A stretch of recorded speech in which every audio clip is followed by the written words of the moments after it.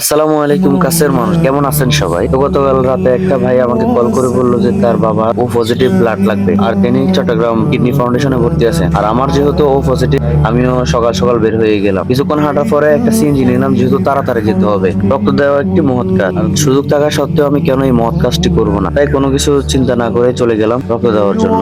আর CNG আমাকে 15 থেকে 20 মিনিটের মধ্যেই পৌঁছে দেয়। এন্ড এটাই হচ্ছে সেই kidney foundation, Chattogram kidney foundation, যা খুলশীতে অবস্থিত। তো চারপাশে কিছুক্ষণ দেখার পরে আমি মেডিকেলের ভিতরে ঢুকে পড়লাম। ঢুকে ওনাদের জন্য কিছুক্ষণ অপেক্ষা করতে লাগলাম চেয়ারে বসে বসে। এরপর ওনাদের একজন আসলো, এসে আমাকেও উপরে নিয়ে গেল। তো যে রুমে রক্ত দেব তার সামনে কিছুক্ষণ বসে থাকতে হলো আমাকে, বাকি প্রসেসিং কমপ্লিট করার জন্য।